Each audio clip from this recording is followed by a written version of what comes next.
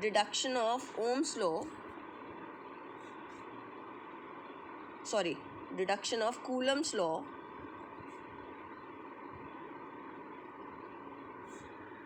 by using Gauss theorem. Deduction of Coulomb's law by using Gauss theorem. In this we will take a charge plus q at the point O. हम यहाँ एक O point पे charge लेते हैं, and what happens around this? What is the direction of electric field? It is radially outward. Now at this point P is at a distance r, right? This is positive charge. What is the direction of electric field intensity? It is radially outward. तो अगर हम Gauss theorem consider कर रहे हैं, then we have to consider a Gaussian surface around it. एक Gaussian surface हमें consider करना पड़ेगा, which is spherical in shape, right? And divide whole of this Gaussian surface into small area element. This is a small area element. What is the direction of electric field? It is radially outward. What is the direction of area vector? It is also perpendicular it. Now from this E dot ds is equal to q by epsilon naught. It is equal to charge enclosed. This charge is present in air. Now what is the angle between E and ds? It is 0. E ds cos of 0, right? At every point of this Gaussian surface, spherical है तो electric field intensity क्या रहेगी? Same.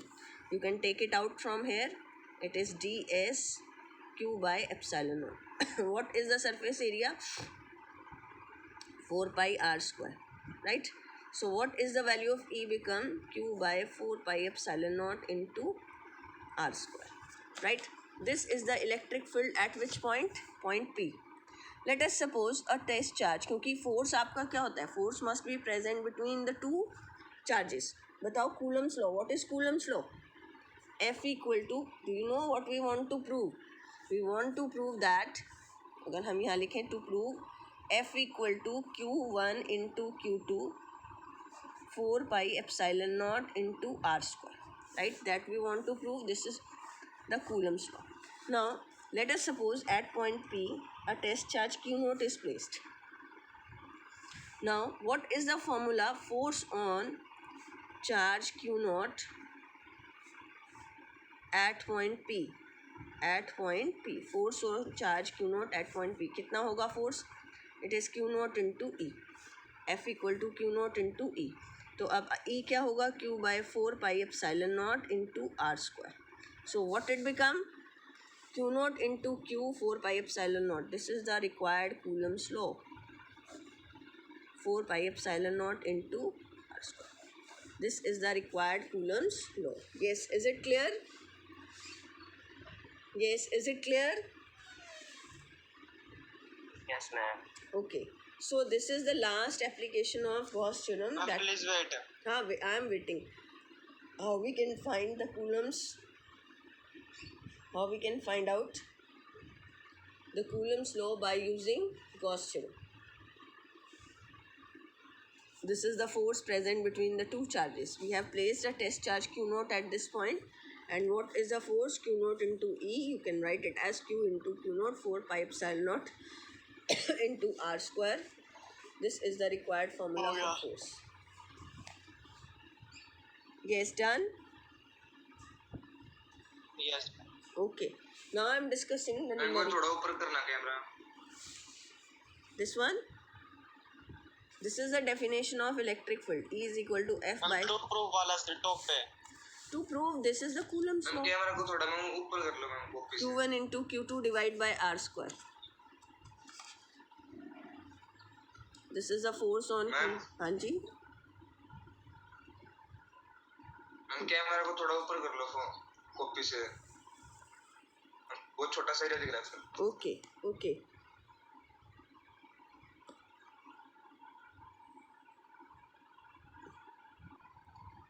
Example number 1.11, page 35 of NCERT.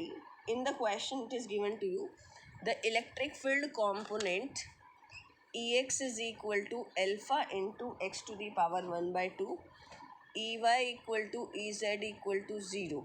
The electric field along y and z direction are 0, and alpha is equal to 800 Newton per coulomb meter to the power 1/2. हमें starting में क्या ही x electric field along x direction is alpha into x to the power 1/2. What is the electric field along y and z direction? It is 0.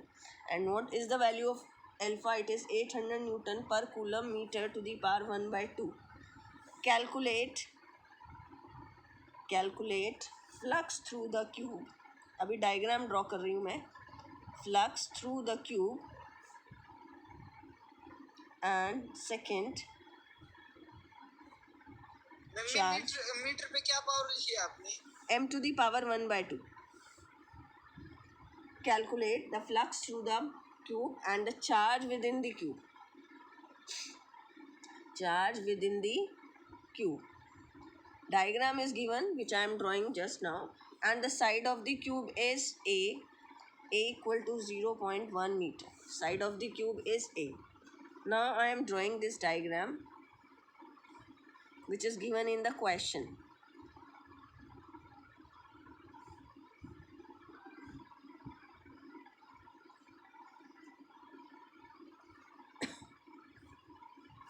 Draw this.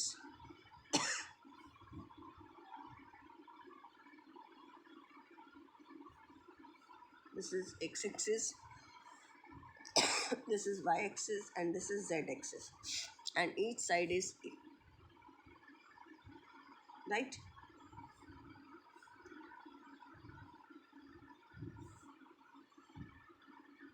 Each side is A, and the unit vector is given to you along this direction, and here the unit vector is along this direction. This is the left side and this is the right side. You have to calculate the flux through the cube. Calculate the flux through the cube. Right? अब पहले first of all the question is through which surfaces? This cube having how many faces beta? This cube is having how many faces? 6 faces. कितने faces हैं? 6. Right?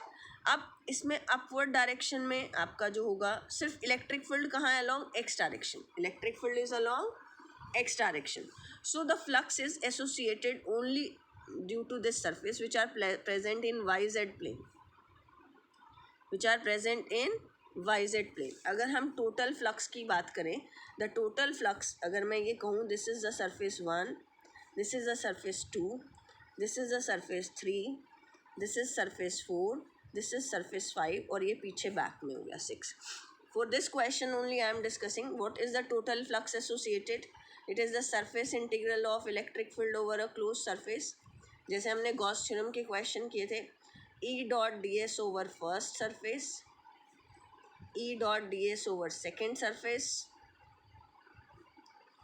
E dot D S over third surface. In the same way you can write E dot ds over fourth, E dot ds over fifth, E dot ds over sixth, E dot ds over sixth surface. Yes, is it clear? Is it clear? Yes. Now for first and second surface, can you tell me what is the direction of electric field? It is along this direction. This is along positive x direction, right? And this distance is also A. This cube is present at the distance A. Now for first surface, the electric field is along x direction, right? And what is the direction? This is the first surface. This is first. What is the direction of electric field along this direction? Toward the positive side of x axis. और यहाँ पर area vector कहाँ है? Toward this side. What is the angle between electric field and area vector? 180. 180. So it is 180. yes. At first phase the value of it is, पहले हम एक step और ले लेते हैं, E D S cos of 180. For second phase, electric field is also along positive direction, area vector is also along this direction. This is at E1, this is at E at 2, ds cos 0. And for remaining surfaces, remaining surfaces का surface integral of electric field क्या होगा? 0. Why it is 0? Because there is no electric field along y direction and there is no electric field along z direction. There is no electric field along y direction and z direction. That's why. हाँ जी. Now देखो third phase में, देखो third phase में यहाँ पर electric field है कोई? No, there is no electric field. या अगर इलेक्ट्रिक फील्ड अगर हम यहाँ कहें तो एरिया वेक्टर में कितना आ गया एंगल? 90 डिग्री. और cos 90 कितना होगा? 0. इसी तरह फोर्थ फेज में इलेक्ट्रिक फील्ड यहाँ कितना आ गया? ये 90. और जो आपके फ्रंट और बैक वाले का कंट्रीब्यूशन भी इसी तरह कितना हो जाएगा? 0. For all other surfaces the contribution to electric flux is 0. Only there is a contribution due to first and second phase. Only there is a contribution due to first and second phase. Is it clear? Yes, ma'am. Now, Yes, ma'am. what is the value of electric field at first phase? अब देखो यहाँ electric field question में given है alpha into X to the power 1/2. ये जो first phase है वो reason से कितने डिस्टेंस पे है? ए डिस्टेंस पे. और सेकेंड फेज कितने डिस्टेंस पे है? A plus A 2a distance पे. At how much distance? It is at 2a. ये एक फेस है और फिर ये एक फेस है. पहले फेज का डिस्टेंस a है और इसका, क्योंकि each side of cube a है तो ये टोटल कितना हो जाएगा? 2a. तो आपका electric field is varying with x. तो अगर हम बात करें फर्स्ट फील्ड की, E is equal to alpha into A to the power 1/2. I have put here what is the electric field at first phase? Alpha into X to the power 1/2. This is alpha into A to the power 1/2. Second phase पे electric field कहाँ होगा? Electric field X second phase आपका कितने distance पे? 2a distance पे. So I will put the value of x as 2a to the power 1/2. Right. और area, what is the area of the each face of this cube? Tell me. Square है, square का each side a है तो कितना हो जाएगा? a square. कितना होगा? This is a square. मैंने टोटल एरिया लिख लिया इसका a square. With cos 180 is minus. Now second, alpha into 2a to the power 1/2 into a square. Right? And what is cos 0? It is 1. Now you can take common whatever you can take. This is a to the power 2. Alpha you can take 1 plus 2. कितना हो गया? A to the power 1 plus 2 into a square. कितना हो जाएगा? Minus alpha plus 2 alpha. 2 to the power 1/2 into alpha हमने ले लिया. -1 plus 2 raise to the power half. ये रह गया आपके पास. A to the power 1/2 and 2 कितना हो जाएगा? ये 5/2 alpha into A to the power 5/2 -1 plus √2. और मुझे ये बताइए √2 की वैल्यू. Okay, ma'am. हाँ जी. 1.41. हाँ 1.414. तो 5 becomes equal to, last line क्या लिखी है?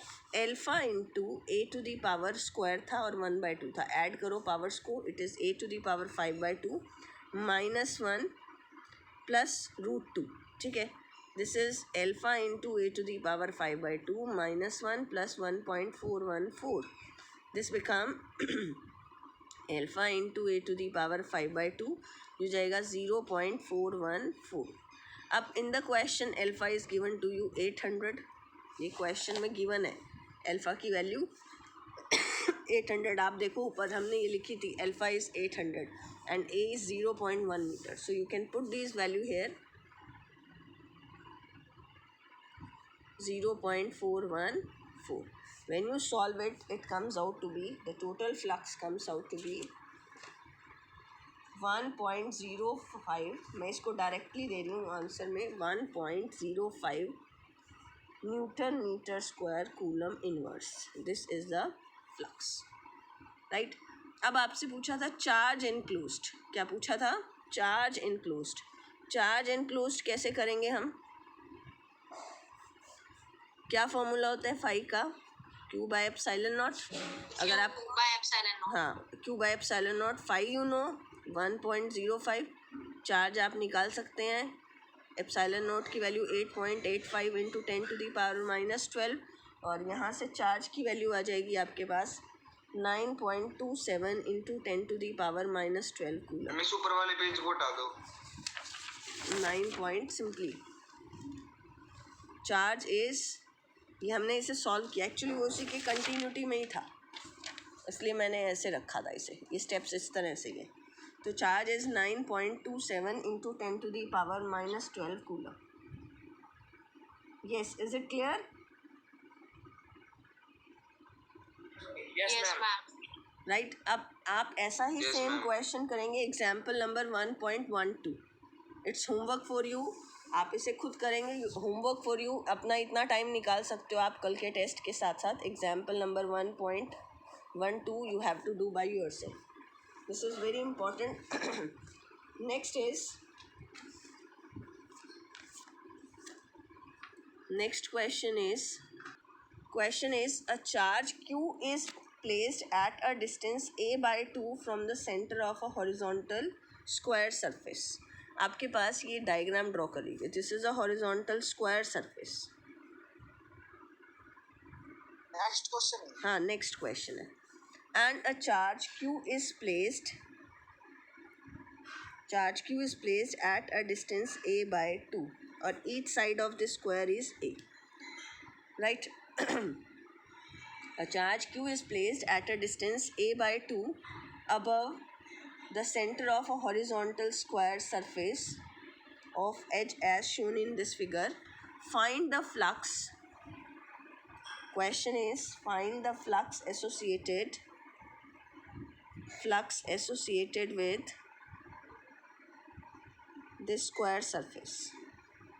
Find the flux associated with this square surface. आपको ये flux associated with square surface निकालना है.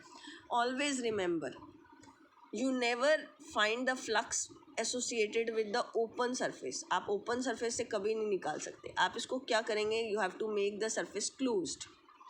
You have to make the